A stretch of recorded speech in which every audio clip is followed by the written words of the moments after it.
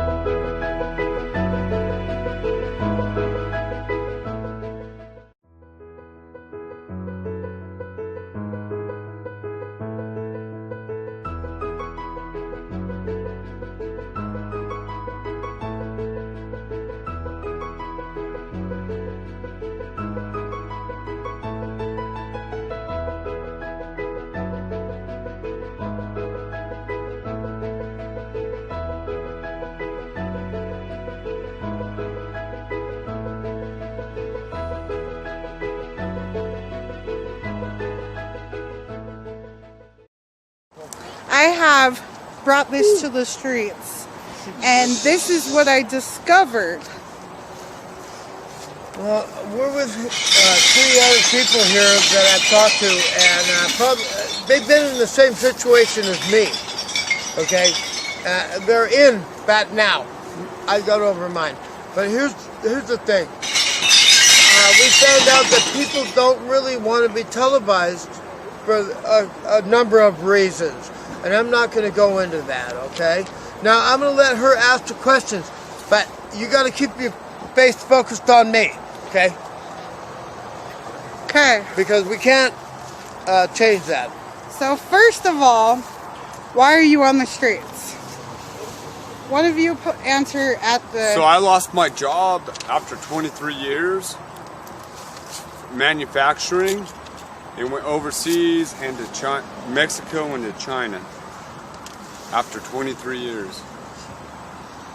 Oh. You're gonna show. You just showed up. They don't know. Hey, I didn't do that, okay? It's okay. It was my best Okay. friend. So, and why don't you have a home? I lost my job after 23 years. It went overseas and to Mexico, and about 10 shops went out of here that I knew about real quick. I'm a manufacturing build military parts, all kinds of stuff. Tanks, bombs, you name it. Yeah. Yeah. Medical parts, everything. Yeah, and it's went overseas and then to Mexico. Sorry, Johnny, but I know you're from Spain. Hey, we love y'all, man. Okay, so I have to We're both been in redirect the this. military. I have to redirect this and keep on asking the questions. Right. Okay, what as a community can we do to get help and get you off the streets? There needs to be more resources. Does that make sense? I don't know how to make that You gotta put happen. the mental health. Mental health needs to go there. Yeah. and I'm you a got- drinker. I You think gotta that mental health you gotta happens a segregate lot guys. because of the homeless happening. Yeah. And it can cause a lot of bad problem. You gotta get guys that want to work, Yep. and you gotta segregate mental health, and you just gotta. Some of my mental health is the parts I built for the military. Yeah. Curtis Wright, that's right there on 33rd, and the pressure they put you know on what? I knew that place. I Yeah. know where you're talking about. 33rd by tracks and Yeah. Oh, they Third gotta West. bring the lottery And the here. pressure Oh they my put God. on me. They'll have all the cleaner stuff they put streets. on me. Yeah, just the pressure that they put on you is horrible. Yeah. Okay. So I'm gonna I'm gonna bring it in, this is your pizza. Here we and I'm going to ask, Thank you. how Are do you gonna you recoil? how do you get your meals? We go downtown if we want to, but if not, I'll beg on the streets. Okay, so when you get your meals, how do you prepare them? It's cold. They're cold, yeah. I've never had a hot meal for a while. Okay, so also my other question to go with this is, do you know about all the resources that they have to help you guys stay off the streets? And I don't want to be down. Well, I know about a few, but I don't want to be down there. Too many drugs. And Yeah, all the people down there Yep, when you have yep. to deal with. And I don't do any of that stuff. And I have to agree with you. I drink. You guys look to me like you guys are straight up guys, not. Yeah, we're not strung out. Listen, we just get thrown. We're genuine we get guys. thrown We got thrown to the wolves. I'm an alcoholic myself. We're alcoholics. Hey, We'll hey, admit that. mister? You're my brothers, man. Mister. Okay, hold on. He's golden Mr. blood, Dad? just so you know. No, I went to junior. Dad. Okay, we got one more question to roll One in. question. Do you want to use all the resources that are available to you? We would Yeah. love to. I got Medicare. It took me 2 weeks, so I'm getting ready to go to the VOA, so we're good. I'm on my last leg. I'm Yeah. going to the VOA. I You wanna know what take that is? him- Volunteers I wanna take him America. to And what do they provide? housing, Everything you need. Housing, food, If you get in, your and detox. If I can get in there. it's a time factor. This is all a time factor. 'Cause There it needs to takes be a little more- bit there of needs to time be more actually get resources. this done. You know what I mean? Yeah. These guys are working on it hard, and I think these guys actually deserve it. The United States should do something about this. Okay, so I'm going to Thank you, end sir. this here. Thank you guys for the interview I hope you and help, provide- and we'll take this to the homeless shelter and see what resources we have to help these people. Well, not just these people, but help people get off the streets. And I will see you guys in a while. I want to ask, when you guys were homeless, did you know about all the resources that are provided to you? We didn't know at first, but we researched. I let Deb really research big time, and we found out about a lot of things. Okay. Through 211. Through 211, that's how you found them? Yes. Okay. What was the major cause for you becoming homeless?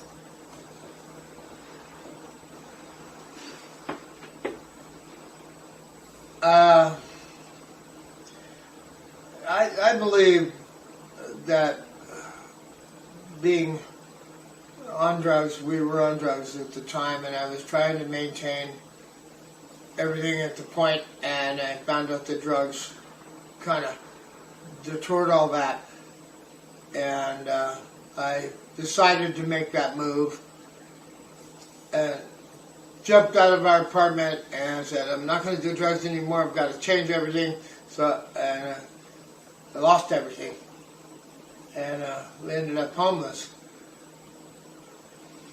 Okay. So, what was homeless life like as a family? It was really rough because we really cared about Dougie. That's my little brother. He was way young. Nikki was older and she was on her own. But we had to do something with Dougie and make sure that he was going to be okay.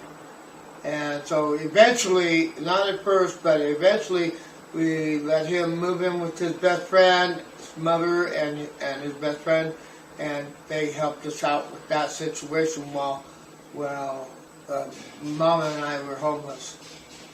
Okay. I want to add something. Did you guys ever stay at the homeless shelter? Yes, we did. Okay. What makes you a success story? Well, first of all, the desire to get away from spending all our money on drugs and alcohol, which Actually, at that point, I wasn't spending a lot on alcohol, but the drugs were taking over my life, and it was just, I don't know how to explain it, but I'd tell myself, for sure, I'm not going to spend my money I'm making on drugs, but as soon as I got the money, I was on the phone. Okay. Okay. So, let's go on to the next one. Are you a veteran? Yes, I am. Okay. Do you know about all the help that is provided to you as a veteran? I do now. I decided, a friend of mine that was in the military, and he got some help. He told me about it. He said, they will help you. You got to go up there and want to quit. And I, even with Dougie not living with me, and I said, Mama, to your house. I laid at my brother's house thinking I'm going to die.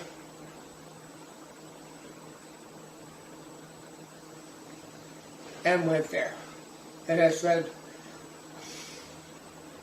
I need help. And they said, well, you know, we can help you if you really want to be helped. But do you want inpatient or outpatient? And I thought about it, and I thought, I just want to tell them outpatient. But I already knew what the consequences were. Because I already made up my mind I wanted to quit. And they said,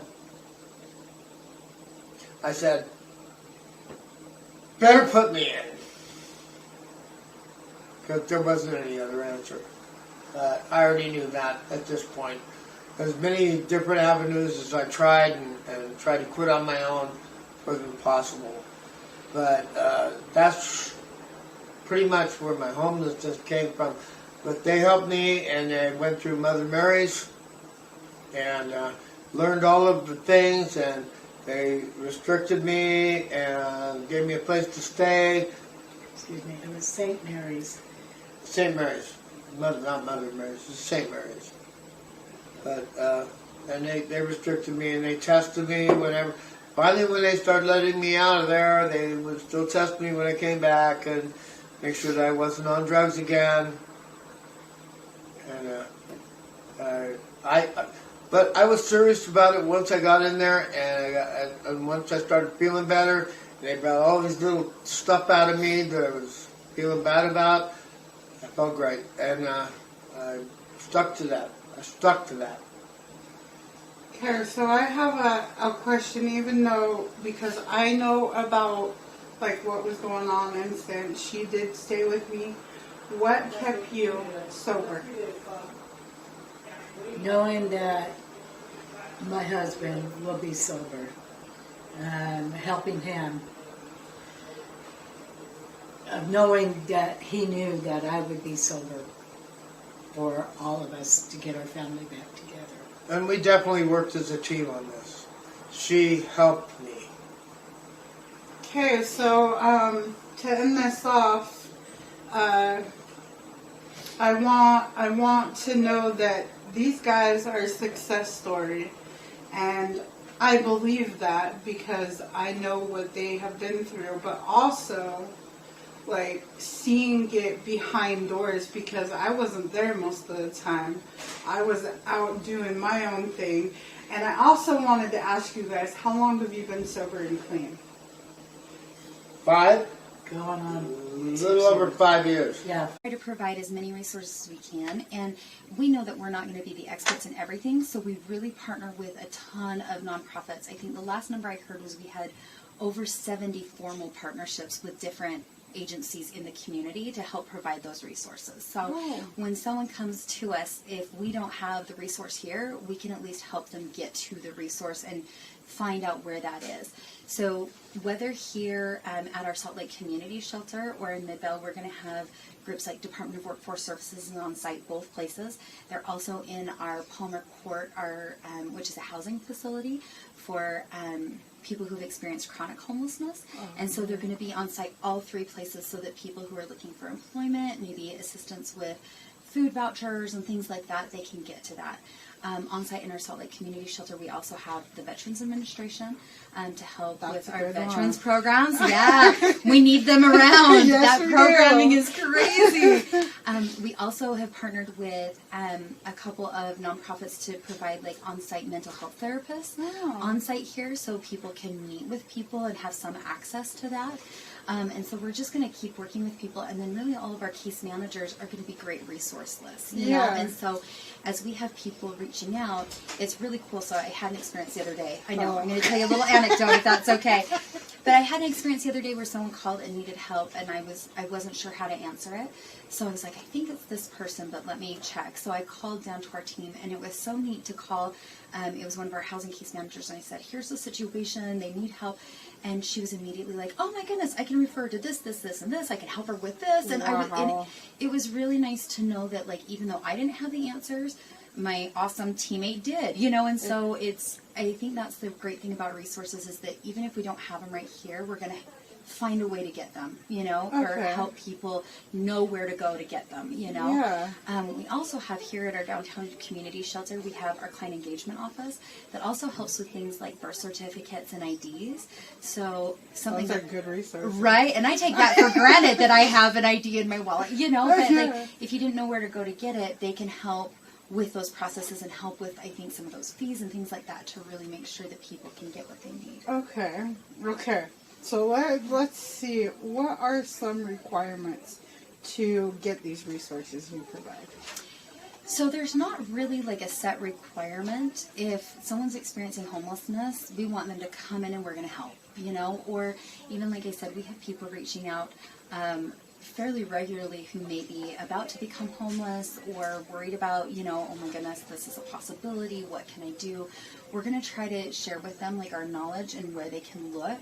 So there's some resources that people like need to be in our programs to provide those resources. So for example, like housing programs, some of our housing programs, you have to be either staying in shelter or, you know, kind of experiencing that just because of the way the funding is given to us and the requirements of that. But as far as like things like, let's say clothing, if someone comes in from off the street and says, hey, I really need a coat, we're going to get them a coat. You know, we're going to try to provide as much as we can. So what if they are not on the streets? Like, I guess basically I'm asking for myself, like someone like myself. If they're not on the streets and they need like a clothing voucher or something, do you guys help with that? So what we could do is probably give a referral to somewhere that can do that. So I think what we really try to do is we try to provide for a population that is experiencing homelessness now. But we want to have resources that somebody else, because we know another nonprofit is going to provide assistance for people who may need like a clothing voucher, but they're not homeless, and so we can give people those resources. There's also the United Way has a great number, 211, that is also kind of a community hotline that has like lists you can actually put in there, like, or kind of do their, I've actually not called it, but yeah, surveys, and you can say like, this is what I need, and they're going to connect you with that. I met with a guy where he did a presentation at a meeting I was in a little bit ago, and they have a really great online place too that you can go online to, like 211.org, I think it is, and talk to him online. And talk to him online to get those resources. So what we found is that like in our community, the need is so great, whether people are experiencing homelessness or in like a poverty situation, that we found that if one nonprofit tries to take all of it on, sometimes that can be tricky. You know, how do you spread out resources like that? But if we can take this part of the population and one of our partners can take on another part of the population and another nonprofit, you know, then we can really help serve everyone as a community. Okay. So, is there any way as a community to help provide healthy resources to keep people off the streets? Yeah. It's a good question. I want to think of how to phrase this. Yes, it is. It is. Yeah. I think when you think about how the community can help, I think it's getting involved. And there's so many ways for the community to get involved with different things. I think everybody's got to find kind of their passion that they have, you know. And so whether that's getting involved at the shelter level, volunteering, donating in kind or monetary items, things like that, but also looking at these other nonprofits. Again, we have so many amazing partners that are doing so many cool things, you know, that like maybe another nonprofit serving another, population is a better fit for you, Yeah. and becoming involved in whatever way. So I think about like the Utah Food Bank that they're going to work with us to serve our population, but they're also going to serve other people as well, Yeah. and make sure that everybody has something to eat, which is huge, and so You can't starve in Salt Lake. you can. We're going to make sure that you have something to eat. We have the Utah Food Bank. We have, and even like there's a pantry. I live up in Davis County, and there's Bountiful Food Pantry, and they provide for kids who, again, are not necessarily homeless, but they might be living kind of at that poverty level. Yeah. They're going to provide snack bags for kids in the school district, so that the kids that are going home that might not have a meal at home will have something to eat over the weekend. So cool. So there's so many different ways that you can. I'm gonna have be my involved. food bank do that. I'm telling you, it's so cool, right? But I think that's the thing, is like really it's so interesting to me, because looking at how we all work as a community, we need the community in order to help each other, And so whether it be supporting the road home, or your local food bank, or like 4th Street Clinic, who provides medical services, find what your passion is, and then reach out to them and see how you can help, And it's not always it doesn't always have to be money or stuff. It can also just be time, being able to go and volunteer, or help in those little ways. And then even I feel like being knowledgeable about what's out there and about kind of the things. It's been interesting over the past really like maybe 6 months at most. I have been in a position that's been interesting. I've had all these people reaching out and being like, I know somebody that needs XYZ.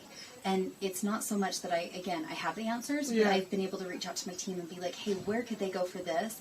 And so being knowledgeable about what's out there so that you can help people, you never know who's going to reach out to you for help. That is a good point. I like that point. Okay. Is there anything that you would like to add about like helping, about what's important, or anything? I think the only thing is, I think thank you, because coming from a nonprofit agency, like I see how many people come out to support the people that we serve, and it's not about the agency, it's about trying to help people, and we're so grateful for the community to do that. And I think for anyone who's thinking about helping or trying to look for a way to help, I would just encourage people to do it, because I think that sometimes it's the littlest thing, you never know, has the biggest impact. And being here and being able to interact with so many amazing people, like I get to see that on a much more regular basis, but I get to see like how grateful someone is for, a pair of socks, or I remember one little girl that for a fundraiser that we did for back to school got new underwear. You would have thought it was Christmas morning and she got a new pony. She was so excited about this. And I just think that it's the little things that really mean the most to people. And so however you want to get involved, whether again it's giving of time or resources, but also just being knowledgeable about stuff so you can help someone else, you never know when that's going to change someone's life. And those little things literally do every day. Okay, so remember that, guys. And thank you for the interview. Thank you so much. Thank you for coming. And you can end it. So my question to you all is, are you willing to help the homeless in healthy ways and to find out more resources to help the homeless?